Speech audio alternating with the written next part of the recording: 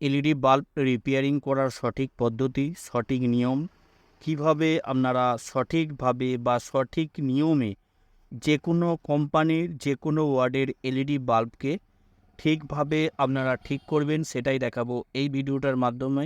এইখানে দেখতে পাচ্ছেন আমার কাছে একটা হ্যাভেলস কোম্পানির 9 ওয়ার্ডের এলইডি বাল্ব আছে।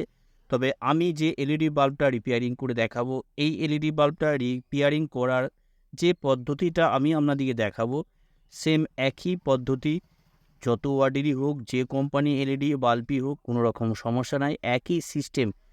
সেরকমই একরকম আমি সিস্টেম আপনাদেরকে দেখিয়ে দেবো, একদম নতুন ইউনিক সিস্টেম, যে সিস্টেমটা এখন পর্যন্ত আপনাদেরকে কেউ বুঝায়নি বা কেউ দেখায়নি। সেরকমই একটা সিস্টেম আমি এলইডি বাল্বটাকে রিপেয়ারিং করে আপনাদেরকে দেখাবো। এইখানে দেখতে পাচ্ছেন, এইখানে যে এলইডি বাল্বটা আছে, এই এলইডি বাল্বটা এখন কী কন্ডিশনে আছে আমি আপনাদেরকে প্রথমে বলে দিই।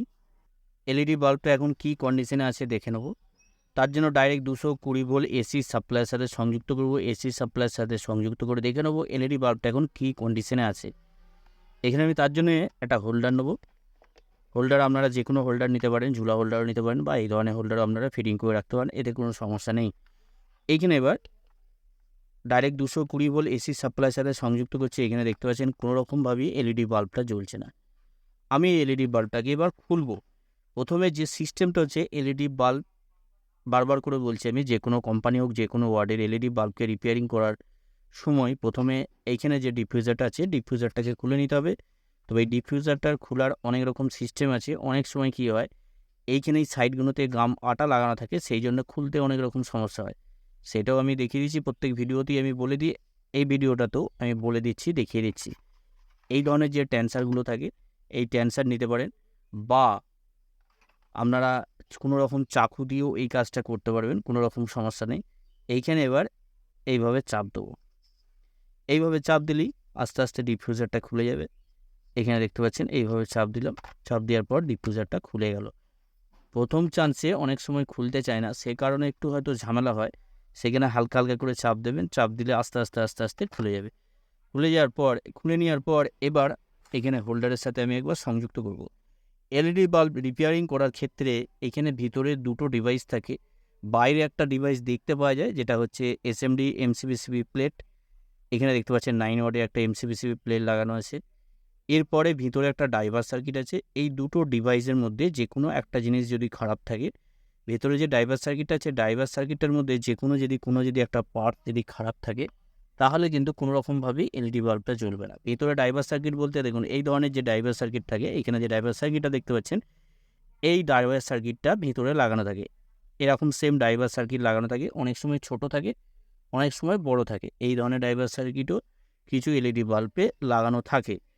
তো আমি এই ড্রাইভার সার্কিটটা আপনাদেরকে বলে দিচ্ছি। অনেক সময় দেখা যায় কি, এই ধরনের যে ক্যাপাসিটারগুলো থাকে বা আরও যে পার্টসগুলো আছে, এই পার্টসগুলো অনেক সময় খারাপ থাকার জন্য এখানে কোনো রকমভাবেই ভোল্টেজ যদি কম হয় বা বেশি হয়, বেশি হলে কী হয়, এখানে যে এসএমডি এলইডিগুলো আছে, এসএমডি এলইডিগুলো নষ্ট হয়ে যায়, আবার কম হলে এলইডি বাল্বটা জ্বলে না। এরকম ধরনের অনেক রকম সমস্যা হয়।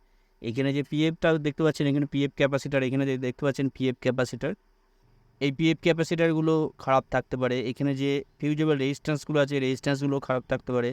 এইখানে যে ট্রান্সফর্মারটা আছে দেখতে পাচ্ছেন, এই ট্রান্সফর্মারটাও খারাপ হতে পারে। বা এইখানে যে ক্যাপাসিটারটা আছে বা কনডেন্সার বলতে পারেন, এইখানে 100 ইএফ বাই 80 ভোল্টের যে ক্যাপাসিটার আছে, এই ক্যাপাসিটারগুলোও খারাপ হতে পারে। এইখানে নানা রকম যে পার্টসগুলো আছে, এই যে পার্টসগুলো, এই পার্টসগুলোর মধ্যে কোনো একটা যদি পার্টস খারাপ থাকে, এইখানে যে একটা পার্টস আছে দেখতে পাচ্ছেন, এই পার্টসটা আপনারা এসএমডি ব্রিজ রেক্টিফায়ার যে ডায়েট থাকে, ওইটা বড়, আর এটা ছোট এসএমডি ডায়েট ব্রিজ রেক্টিফায়ার। তার মানে এইখানে এসি সাপ্লাই ঢুকে এইখান থেকে ডিসি সাপ্লাই ইনপুট হচ্ছে। আর এইখানে দেখতে পাচ্ছেন আইসি আছে, এখানে ডায়েট আছে। এই ধরনের যে রেজিস্ট্যান্স পিএফ ডায়েট যে পার্টসগুলো আছে, এই পার্টসগুলোর মধ্যে কোনো একটা পার্টস যদি খারাপ থাকে, তাহলে কোনো রকমভাবেই এলইডি বাল্ব জ্বলবে না। এবার আপনাদেরকে বলে দিই কীভাবে আপনারা একদম কোনো রকম খরচা ছাড়া এলইডি বাল্বগুলো কীভাবে রিপেয়ারিং করবেন। কোনো রকম খরচা হবে না, কেননা এমার্জেন্সি অনেক সময় বাসা বাড়িতে দেখা যায় হঠাৎ করে এলইডি বাল্বগুলো নষ্ট হয়ে যায়। সেক্ষেত্রে অনেক রকম সমস্যার সম্মুখীন হতে হয়। আমি আপনাদেরকে এই ভিডিওটার মধ্যে এমনই একটা সিস্টেম দেখিয়ে দেবো, হঠাৎ করে যদি এলইডি বাল্বগুলো নষ্ট হয়ে যায়, আপনারা কয়েক সেকেন্ড জাস্ট যদি সময় দেন, তাহলেই এলইডি বাল্বগুলোকে সহজেই আপনারা রিপেয়ারিং করে নিতে পারবেন। তাতে যে কোনো ভাই করতে পারেন, বাসা বাড়িতেই আপনারা করতে পারবেন, এতে কোনো রকম সমস্যা নেই। এইখানে আমি এলইডি বাল্বটাকে আবার ডাইরেক্ট 220 ভোল্ট এসির সাপ্লাইয়ের সাথে সংযুক্ত করলাম। এইখানে দেখতে পাচ্ছেন কোনো রকমভাবেই জ্বলছে না। আমি একটা চিমটি নিয়েছি, এই ধরনের চিমটি, একটা তার নিয়েও আপনারা এই কাজটা করতে পারবেন। এই ধরনের চিমটি নিয়েছি। এইখানে দেখতে পাচ্ছেন, দেখে মনে হচ্ছে না যে কোনো একটা এসএমডি এলইডি খারাপ আছে। তবু আমি চেক করে নেবো। এখানে যদি কোনো এসএমডি এলইডি যদি খারাপ থাকে তাহলে কি করব, এখানে একটা এসএমডি এলইডি আমি চেঞ্জ করে দেবো বা অন্য কিছু একটা পদ্ধতি আমি দেখাবো, যাতে করে এই এলইডি বাল্বটা আবার রিপেয়ারিং করা যায়। এখানে আমি একটা একটা করে টাচ করছি, জ্বলছে না। এইখানে আমি প্রত্যেকটা এসএমডি এলইডিকে আমি টাচ করে করে দেখবো জ্বলছে কি জ্বলছে না। এইখানে দেখতে পাচ্ছেন এই এসএমডি এলইডিটা যখনই আমি টাচ করলাম তখনই কিন্তু জ্বলছে। এখানে দেখতে পাচ্ছেন জ্বলছে, তার মানে এইখানে এই এসএমডি এলইডিটা খারাপ আছে। এইখানে সঙ্গে সঙ্গে আমি মার্ক করে নেবো, কেননা অনেক সময় বোঝা যায় না কোন এসএমডি এলইডিটা খারাপ হয়েছে, সেক্ষেত্রে অনেক রকম সমস্যা। এখানে আমি একটা চিহ্নিত করে নিলাম যে এই এসএমডি এলইডিটা খারাপ আছে। এবার যে কাজটা করবেন, আমি আপনাদেরকে প্রথমেই বলেছি কোনো রকম খরচা ছাড়া এই এলইডি বাল্বটাকে আপনারা রিপেয়ারিং করতে পারবেন। আবার এমার্জেন্সি হিসেবে হঠাৎ করে দেখা গেল বাসা বাড়িতে এলইডি বাল্বটা জ্বলছে, হঠাৎ করে নষ্ট হয়ে গেল, সেই সময় তো খাওয়া দাওয়া হবে বা কোনো কিছু দরকার। সেক্ষেত্রে আপনারা কি করবেন, সেক্ষেত্রে আপনারা জাস্ট কয়েক সেকেন্ড যদি সময় দেন তাহলেই কিন্তু এলইডি বাল্বটাকে সহজেই আপনারা ঠিক করে নিতে পারবেন। সেরকমই সিস্টেম আমি আপনাদেরকে প্রথমেই বলেছি, আমি দেখিয়ে দেবো, আর এখন আমি দেখিয়েও দিচ্ছি আপনাদেরকে সেরকমই সিস্টেম। এইখানে এবার এলইডি বাল্বটাকে আমি স্ট্যান্ডে রাখবো। এইভাবে আমি স্ট্যান্ডে রেখে দেবো। স্ট্যান্ডে রাখার পর এইখানে যেহেতু দেখা গেল এইখানে এই এসএমডি এলইডিটা খারাপ আছে, আমি কি দিয়ে চেক করে দেখলাম, এই ধরনের চিমটি দিয়ে। বা আপনাদের কাছে যদি চিমটি না থাকে তাহলে একটুখানি টুকরো আমি আপনাদেরকে দেখিয়ে দিচ্ছি, যাতে করে আপনাদের সুবিধা হয়। কেননা এই কাজটা করতে গেলে অনেক সময় অনেক ভাইদের কাছে বা অনেক বন্ধুদের কাছে চিমটি নাও থাকতে পারে। তার জন্য কি করবেন, এইখানে আমি একটা তার নিয়ে আমি আপনাদেরকে দেখিয়ে দেবো, যাতে করে এই কাজটা আপনারা সহজেই করতে পারেন। আমি আপনাদেরকে দেখিয়ে দিচ্ছি জাস্ট কয়েক সেকেন্ড। এইখানে দেখুন, এই ধরনের যে আমি তার নিয়েছি, তো তারটা একটু মোটা পড়া নেবেন, মোটা পড়া নিলে কাজটা করতে সুবিধা হয়। কেন এইখানে তো টাচ করতে হবে, আর একটু বড় নেবেন। এইখানে এইভাবে যদি টাচ করা হয়, তাহলে কিন্তু এইভাবে টাচ করলে এখানে এসএমডি এলইডিগুলো অনায়াসে চেক করতে পারবেন। এইখানে তবে এইখানে কোনো রকমভাবে হাত দেবেন না। হাত দিলে কিন্তু অনেক রকম সমস্যা হতে পারে, শক লাগবে। ওই জন্য আপনাদেরকে বলবো হাত দেবেন না। তাহলে এই ধরনের এরকম টুকরো তার দিয়ে আপনারা সহজে চেক করে নিতে পারবেন। একটা একটু বড় তার নেবেন, তার নিয়ে এইভাবে টাচ করতে হবে না, এক কথায় স্পট করতে হবে। স্পট করে করে দেখতে হবে প্রত্যেকটা এসএমডি এলইডিকে। আর এই ধরনের যদি চিমটি থাকে তাহলে তো কোনো সমস্যা নেই। এইখানে বুঝতে পারলেন। তবে একটা কথা আপনাদেরকে মাথায় রাখতে হবে, বারবার করে বলছি, এখানে কোনো রকমভাবে হাত দেবেন না, হাত দিলে শক মারবে। যদিও ভোল্টেজটা ডিসি ভোল্টেজ আসছে, কিন্তু তাহলেও আপনাদেরকে বলবো এখানে কোনো রকমভাবে হাত দেবেন না। এইখানে ভোল্টেজ সাপ্লাই যে থাকে 80 থেকে 100 ভোল্ট থাকে, তাহলেও আপনারা হাত দেবেন না কোনো রকমভাবেই, আপনাদেরকে বারবার বলছি। এবার এইখানে যে এসএমডি এলইডিটা আছে, এই এসএমডি এলইডিটাকে আমি তুলে নেব। এইভাবে এইখানে মার্ক করে নিয়েছিলাম, এখানে দেখতে পাচ্ছেন এই এসএমডি এলইডিটা খারাপ আছে, এইখানে এইভাবে আমি তুলে নেব। এইভাবে তুলে নিলাম।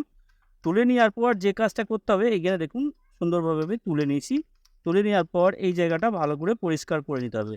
পরিষ্কার করে নেওয়ার পর এবার যে কাজটা করবেন আপনাদেরকে বলে দিই। আপনাদেরকে প্রথমেই বলেছিলাম একদম ফ্রিতে এই কাজটা করে দেখাবো। যদি খরচা করার দরকার পড়ে, খুব বেশি হলে 5 টাকা খরচা পড়বে, 3 টাকা থেকে 5 টাকা, তার বেশি খরচা হবে না। এরকমই একটা সিস্টেম আপনাদেরকে দেখাবো। এইখানে যে এলইডির যে জায়গাটা আছে, এলইডির জায়গাটা আমি ভালো করে পরিষ্কার করে নিচ্ছি, যাতে কোনো রকমভাবে কোনো এখানে সমস্যা না হয়।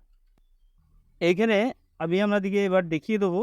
এখানে দেখতে পাচ্ছেন, এইখানে আমি একটা উড পেন্সিল নিয়েছি। এই ধরনের উড পেন্সিল প্রায় বাসা বাড়িতেই থাকে।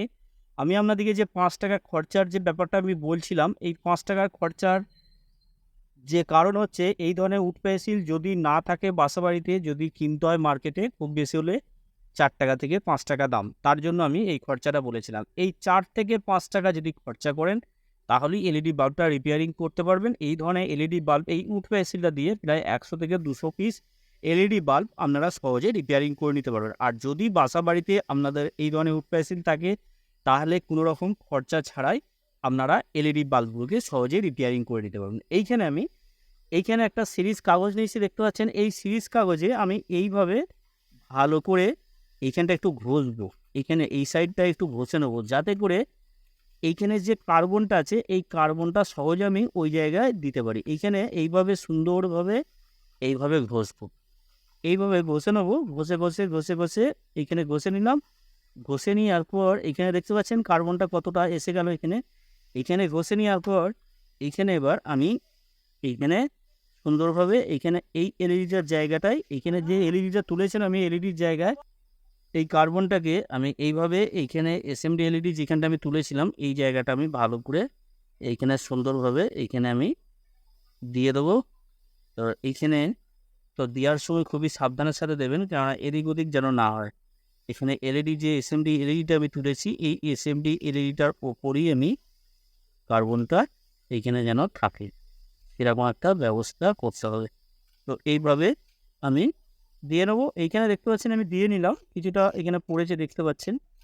তো এইখানে এইখানে যে কার্বনগুলো আছে এই কার্বনগুলো যেন এইভাবে সহজে যেন এরকম এর ওপরেই যেন থাকে, এর ওপরেই থাকে। আপনারা হয়তো ভাবছেন যে এই কার্বনটা তো নষ্ট হয়ে যাবে, এটা কার্বনগুলো পড়ে যাবে। আমি সেরকমই একটা সিস্টেম দেখিয়ে দেবো আপনাদেরকে, যাতে করে কোনো রকম অসুবিধে না হয়। এইখানে যে সাইডের যে কার্বনগুলো পড়ে আছে এই কার্বনগুলো আমি এই জায়গাটা ভালো করে পরিষ্কার করে নেবো, যাতে করে কোনো রকম কার্বন এইখানে টাচ না হয়। এখানে আমি পরিষ্কার করে নিলাম।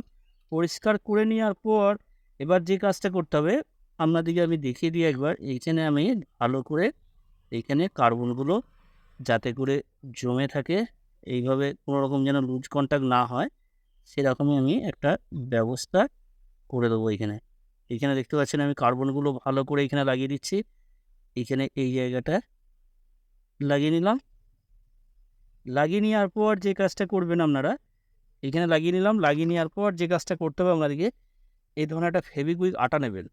এই ধরনের ফেভিকুইক আটা মার্কেটে অ্যাভেলেবেল কিনতে পাওয়া যায়। 5 টাকার একটা ফেভিকুইক আটা নিয়ে নেবেন, আর বাসা বাড়িতে যদি থাকে তাহলে কোনো সমস্যা নাই। এইখানে আমি 1 ফোঁটা দিয়ে নেব। এইখানে 1 ফোঁটা দিয়ে নেব, যাতে করে কার্বনটা কোনো রকমভাবে যাতে নষ্ট না হয়। জাস্ট কয়েক সেকেন্ড একটু ওয়েট করতে হবে, কেননা এই আটাটা শুকালে তারপর আমি ডাইরেক্ট 220 ভোল্ট এসি সাপ্লাইয়ের সাথে আমি সংযুক্ত করব। সংযুক্ত করে তারপর আপনাদেরকে দেখিয়ে দিচ্ছি। এই ফেভিকুইক আটাটা এখানে ঠিকঠাকভাবে শুকোতে গেলে একটুখানি সময় লাগবে, তবে টাটকা যদি আপনারা সঙ্গে সঙ্গে নিয়ে এসে লাগান তাহলে তাড়াতাড়ি শুকিয়ে যাবে। এইখানে দেখতে পাচ্ছেন আমার ফেভিকুইক আটাটা মোটামুটি লাগানো হয়ে গেছে, তো কিছুটা টাইটও হয়ে গেছে। এবার আমি ডাইরেক্ট 220 ভোল্ট এসি সাপ্লাইয়ের সাথে আমি সংযুক্ত করব। সংযুক্ত করে আপনাদেরকে দেখাবো এলইডি বাল্বটা জ্বলছে কি জ্বলছে না। তার জন্য এখানে 220 ভোল্ট এসি সাপ্লাইয়ের সাথে আমি সংযুক্ত করে দেখে নেব কী পজিশন আছে। এখানে দেখতে পাচ্ছেন এলইডি বাল্বটা পুরোপুরিভাবে জ্বলছে, কোনো রকম সমস্যা নাই।